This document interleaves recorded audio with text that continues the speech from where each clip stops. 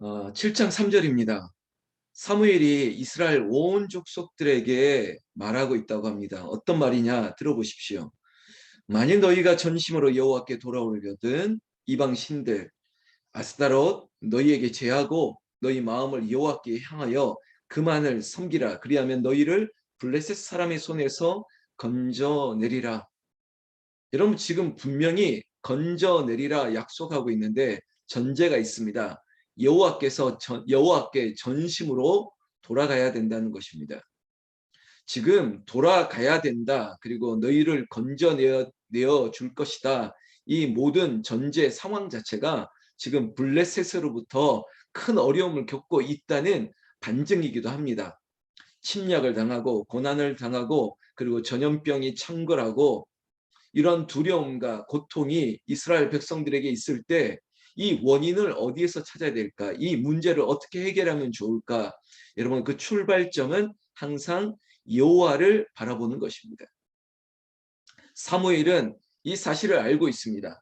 이스라엘 백성들이 우리들이 이렇게 어려움을 당하는 것은 우리의 죄 때문이다.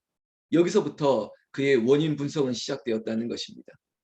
우리가 여호와만을 섬기는 하나님의 백성이어야 됨에도 불구하고 바알과 아스타로 그리고 여러 신들을 섬기는 우상 숭배의 죄가 우리에게 있다라고 스스로가 인정했고 그리고 이스라엘 백성들이 들어도 인정할 수밖에 없는 상황이라는 것입니다. 시내 산의 언약을 생각해 보십시오. 시내 산에서 모세가 10가지 재앙을 10번째 10가지 계명을 받았습니다. 그 계명의 첫 번째가 뭡니까? 하나님만을 섬길 것이라고 얘기하고 있습니다. 너 외에 다른 신들 섬기면 안 된다. 이것이 하나님과 이스라엘 백성들 사이의 계약입니다. 계약은 뭡니까? 이 둘 중에 한 사람이 이 계약을 파기하면 피해 보복과 피해 심판을 받아야만 되는 것인데 여러분 우리는 하나님 앞에 너무나도 많은 계약, 언약, 약속을 우리가 파기를 했습니다. 그러면 우리는 파기한 쪽에서는 우리는 몇 번이라도 피를 흘리고 죽어야 됐음에도 불구하고 살아있다는 것. 그래서 지금까지 지내온 거 돌아보면 그저 내가 숨 쉬고 있는 것만으로도 살아있는 것만으로도 하나님의 은혜일 수밖에 없죠. 왜? 한쪽의 계약 당사자가 계약을 파기했던 우리를 그래도 참고 용서해 주었기 때문입니다. 여러분 사회생활이나 사업에 아니면 어떤 이익이 달려있는 문제에 있어서 한쪽이 약속을 파기했다고요? 그것을 용서하고 이해하고 덮어줄 수 있는 그런 계약 당사자가 있을까요? 잘 없을 겁니다. 그런데 하나님은 항상 우리에게 표현이 많이 속아왔습니다. 속고 또 속았습니다. 잘할게요. 그렇게 하겠습니다. 약속해놓고 또 파기합니다. 근데 하나님께서 이 파기한 약속의 당사자를 완전히 멸망시키거나 심판하신 게 아니죠. 항상 불쌍히 여기신 거예요. 오늘도 이 블레셋의 엄중한 공격 그리고 앞으로 다가올 여러 가지 심판들 이런 부분에 있어서 해결을 해야 될 텐데 마지막 선지자가 되고 마지막 사사가 될 사무엘의 사명은 이스라엘 백성들에게 쉐마 듣게 해야만 됐습니다. 들으라. 여러분 때로는 선지자의 입술은 항상 달콤한 얘기만 나오는 게 아니에요. 당시의 선지자들은 인기가 없을 수밖에 없는 게 뭐냐면 그들의 뼈를 때리는 소리를 하는 거죠. 정말 그들의 뼈를 때리고 그리고 마음에 불편한 얘기를 하는 건데 어쩌면은 입에 쓴 약이 좋은 것처럼 너희들이 언중유골 그 말에 뼈가 있고 그 뼈 있는 말을 새겨야만 되는 건데 오늘 간단합니다. 여호와께 돌아가자는 겁니다. 그리고 여호와께 돌아가려면 너의 마음을 다해야 되는데 가장 중요한 건 우상 숭배를 해결해야 되는 것입니다. 그렇게 된다면 3절 마지막 후반절 보십시오. 약속을 하지 않습니까? 또 다른 약속 뭡니까? 너희를 블레셋 사람의 손에서 건져낼 것이다고요. 너희들이 온전히 여호와께 돌아가고 오직 여호와 하나님만을 섬기면 하나님이 너희를 블레셋 손에서 건져내리라. 이제는 어떤 법궤를 가져오고 그리고 법궤를 가져온 데서 전쟁을 하면 이기고 아니라 하나님만을 섬기면 하나님께서 책임져 주시겠다는 거예요. 4절 그래도 이스라엘 자손들이 그래도 이 쉐마 들으라 했던 이스라엘의 선지자 사무엘의 이야기를 들었다는 것입니다. 왜냐? 결과치가 나오지 않습니까? 이스라엘 자손이 바알과 아스트라우스를 제거하고 여호와만 섬기니라 이겁니다. 여러분 저희는요 우리의 신앙은 항상 과거에 매일 필요가 없습니다. 과거의 영광 가운데 과거의 죄악 가운데 결국 두 가지 아닙니까? 우리도 왕년에 내가 잘 나갔어. 왕년에 내가 그것도 필요 없습니다. 또 다른 내가 그때는 이렇게 살았어. 이것도 필요 없습니다. 현재 지금 그리고 내일이라고 하는 tomorrow 그것이 내일이 아니라 하나님의 손이 일하는 하나님의 날이 되게끔 하시면 하나님께서 책임져 주시는 거예요. 하나님께서는 중심을 보시고 그래 나만 섬기겠다고 그러면 내가 너희를 지켜주겠다. 5절에 사무엘이 이스라엘 온 백성들을 미스바로 모이겠습니다. 이 미스바가 굉장히 중요한 포인트인데요. 여기는 회개 운동이 일어났던 시발점이 되었던 지역입니다. 미스바에서 모여서 그들이 여호와께 기도했습니다. 여러분 어떤 기도했겠습니까? 회개 기도했겠죠. 종일토록 금식하면서 기도했습니다. 그래서 이 미스바 때문에 뭐 미스바 대각성대, 미스바 회개운동 막 이런 그 네이밍을 쓰는 이유가 여기서 회복이 시작됐기 때문입니다. 그리고 여기서 금식과 회개운동을 일으켰을 때 이스라엘 백성들이 어떤 무력이나 힘으로 문제를 해결하는 것이 아니라 회개하는 백성들의 기도를 받으시고 하나님이 친히 엄중하신 손이 그 전쟁에 능하신 손이 이스라엘 백성들을 블레셋 손에서 지켜주시고 그리고 대신 싸우셨다는 것입니다. 8절 말씀. 이스라엘 자손이 사무엘에게 이르되 당신은 우리를 위하여 우리 하나님 여호와께 쉬지 말고 부르짖어 우리를 블레셋 사람들의 손에서 구원하시게 하소서 하니 지금 이 상황은 뭐냐면 블레셋의 첩자들, 간첩들이 야 이스라엘 백성들이 지금 무방비 상태로 미스바에 모여서 글쎄 기도만 하고 있다네. 근데 그 기도도 금식 기도라네. 여러분 적군의 입장에선 찬스 아닙니까? 자 모여있는 그 자리에 마치 폭탄 하나 터뜨리면 끝날 것 같은 심지어 준비 방어 태세, 방어 준비 태세도 갖추지 않습니다. 게다가 금식했다고 하니까 힘도 없을 거 아닙니까? 이때가 찬스다 그러고 지금 몰아붙이려고 오고 있다는 겁니다. 이 소식을 블레셋 사람들이 쳐들어온다는 소식을 듣고 이스라엘 사람들이 두려웠겠죠. 근데 이 두려움을 어떻게 해결하냐? 지금 이스라엘 자손들이 정신 차렸다라고 하는 증거가 뭐냐면 기도를 더 부탁하는 거예요. 여러분 새로울 깨우는 우리는 잘하고 있지만 한 번 더 얘기하고 있습니다. 기도가 문제의 해결입니다. 하나님께 기도하는 거예요. 기도가 우선이지 다른 것을 막 다 해보다가 마지막에 안 되면 기도해야겠다 이렇게 기도원 찾아가고 이상한 여자들 찾아가고 이럴 필요가 없는 거거든요. 아니 내가 늘 기도하고 깨어 있으면 하나님께서 에베네셀의 하나님 앞으로 얘기하겠지만 임마누엘의 하나님 나와 함께 하시고 여기까지 나를 지켜주신 하나님이 늘 지켜주실 것을 내가 확신하면 되는데 아니 인간적으로 해볼 거 다 해보다가 안 되니까 어디 기도원 가고 어디 누구 집에 가고 어떤 뭐 권사님 만나면 용하다고 용한 게 어디 있습니까? 지금 이 자리에 있는 우리가 다 용한 사람이에요. 우리가 하나님의 은혜를 받고 성령 충만 받고 문제 해결은 이미 하나님께서 하시는 거예요. 우리가 하나님만 섬기면 아무 문제가 될 일이 아닌데 왜 그걸 쉽게 할 일을 어렵게 만드는지. 이스라엘 백성들은 사무엘을 중심으로 우리가 기도하자라고 얘기하는 것입니다.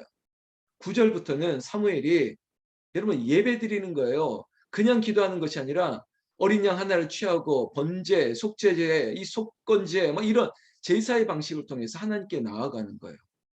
제가 이걸 담임 목사이기 때문에 이렇게 말하는 것 아니라 기도하러 갈 때 특별히 어디 기도원이 아니라 온전한 예배를 드리는 게 기도예요. 사실 기도 방식을 구약의 제사의 방식을 보면 그냥 가지 않았어요.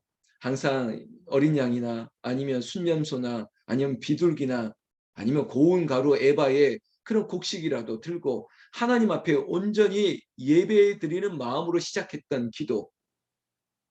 9절에 이 번제를 드리고 이스라엘을 위하여 여호와께 부르짖음에 여호와께서 응답하셨더라. 여러분 마치 인과관계처럼 무엇을 했으니까 무엇이 되었다는 것입니다. 마치 투입을 하면 어떤 산출이 일어나는 것처럼 부르짖어 기도하였더니 하나님께서 응답하였더라. 여러분 축원합니다. 새벽을 깨우는 여러분들의 기도의 제단에 하나님 앞에 부르짖는 모든 기도가 바로바로 응답받는 역사가 여러분들의 임하기를 주의 이름으로 축원합니다. 여러분 이 응답의 역사를 받으니까 여러분 그냥 마음으로 든든해가 아니라 하나님은 눈으로 보게 하시는 거예요. 누리게 하시는 겁니다. 10절 어떻게 응답하셨냐면 사무엘이 번제 드릴 때 블레셋 사람들이 이스라엘로 쳐들어왔죠. 그런데 그때 누가 일했습니까?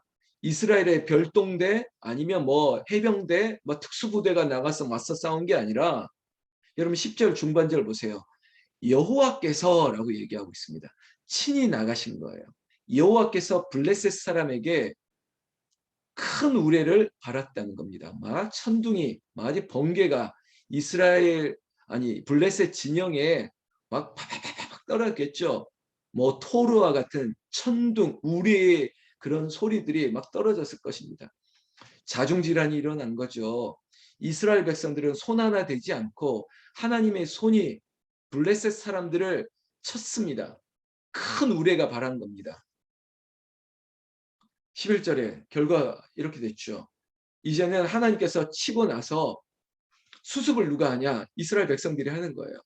마치 청소하러 나가는 거예요. 이미 다 끝난 싸움에 그냥 매듭만 지러 나아가는 이스라엘 백성들 보십시오. 11절 미스바에서 나가서 블레셋 사람들을 추격하여 벳갈 아래에 이르기까지 쳤더라. 정말 전무후무한 대승을 이스라엘 자손들이 거둔 것입니다. 너무나 기뻤겠죠. 항상 메모리얼 뭔가를 남겨야 되지 않겠습니까? 12절에 그래서 사무엘이 돌을 취해서 미스바와 센 사이에 미스바에서 저 산까지 블레셋 사람들을 추격해서 대승을 거뒀던 이것을 기념해서 거기에다가 기념석을 딱 세웠습니다. 그리고 그 기념비의 이름을 이렇게 지었죠. 여호와께서 여기까지 우리를 도우셨다. 우리 교회도 에베네셀 수양관이 있는데 바로 이 에베네셀이라고 하는 뜻입니다. 여호와께서 우리 하나님께서 여기서부터 여기까지 우리를 도우셨다. 지금 새벽을 깨운 우리 권사님, 집사님, 장로님들 나를 저기서부터 여기까지 하나님께서 여기까지 우리를 도우셨다. 공간의 개념도 포함하고요. 시간의 개념도 포함시켜 보세요. 하나님께서 여기서 여기까지 내 80까지 내 90까지 그리고 내가 지금 살아있는 이 순간까지 하나님께서 우리를 도우셨다. 여러분 하나님은 시간을 주관하시는 하나님께서 시간을 주관하셔요. 그렇다면 여기까지 도우신 분은 앞으로도 tomorrow 내일도 영원토록 이터널 영원까지 하나님은 과거, 현재, 미래 우리의 시간을 그리고 우리가 영원하게 하나님 나라에 거하실 그 시간 우리는 모르지 않습니까? 그 모든 시간 가운데 주관하시는 하나님이 우리를 도우실 것이라는 거죠. 여러분 이 에베네셀 네 글자를 가슴에 팍 새기십시오. 하나님께서 여기까지 우리를 도우셨다. 하나님께서 우리 집안을 여기까지 도우셨다. 우리 사업장을, 학원을, 기업을 여기까지 도우셨다면 여러분 여기에 믿음의 확신과 감사의 찬양을 올릴 수 있는 분들은 하나님께서 제가 말씀드렸죠. 이 미래에 대한 그리고 영원까지 하나님의 손이 그 엄중하신 손이 믿음의 고백을 하는 모든 시간을 모든 인생을 주장하여 주신다고요. 붙들어 주신다는 것입니다. 에베네셀의 하나님 여기까지 우리를 도우셨다. 사랑하는 성도 여러분 이 새벽에도 우리를 도우신 하나님이 여러분 고백을 하고 이 하나님 앞에 번제의 제사를 드리는 우리의 오늘 하루를 당연히 붙들어 주실 수밖에. 믿음의 고백을 감사의 찬양을 받으신 하나님은 내 백성을 대신 손이 움직이시고 대신 일하시고 주가 일하시네 주가 일하시네 하나님이 일하셔서 우리에게 기쁨을 허락하시는 은혜 그 은혜가 오늘 이 자리에 있는 우리 모두에게 임하기를 예수님의 이름으로 축원합니다. 축원합니다. 13절 이렇게 큰 고백이 있으니까 제가 말했던 미래가 뭐냐면요.